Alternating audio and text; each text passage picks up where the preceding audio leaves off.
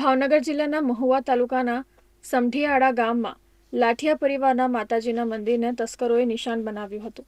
ચોરોએ માતાજીના મઢના મુખ્ય ગેટનો નકુચો તોડીને ગર્ભગૃહમાં પ્રવેશ કર્યો હતો અને નાના મોટા 25 છત્તર અને સીલિંગમાં ચાંદીનું 8 કિલોનું છત્તર ચોરીને ચોર ફરાર થઈ ગયા હતા. લાઠિયા પરિવારે ઘટના અંગે બગદાણા પોલીસ સ્ટેશનમાં ફરિયાદ દર્જ કરાવી હતી. લાઠિયા પરિવાર દ્વારા વર્તમાન ચાંદીના ભાવ મુજબ 20 થી 22 લાખનું ચાંદી ચોરાયું હોવાનું જણાવાયું હતું.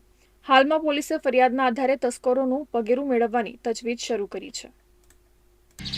20 તારીખની રાત્રે આ ચોરીનો બનાવ બનેલો છે. એની અંદર અંદાજિત રકમ 20 થી 21-22 લાખ અંદાજિત રકમની ચોરી થયેલી છે.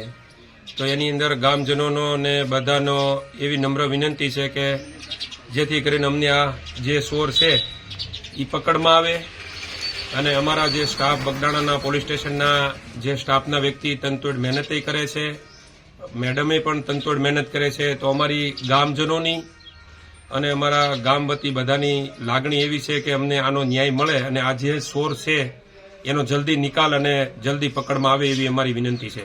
જય જય ગરવી ગુજરાત. માતાજીના મઢમાં તારીખ 20 તારીખે રાત્રે ચોરી થયેલી છે. અંદાજે 10 થી 11 કિલો ચાંદી ગયેલું છે. માર્કેટ વેલ્યુ પ્રમાણે 20 થી 22 લાખ રૂપિયા થાય છે અને 2:30 વાગ્યાના અરસામાં તેનું ચોરી થયેલી છે. 2 જણાએ ચોરી કર્યો છે એવો અંદાજ છે.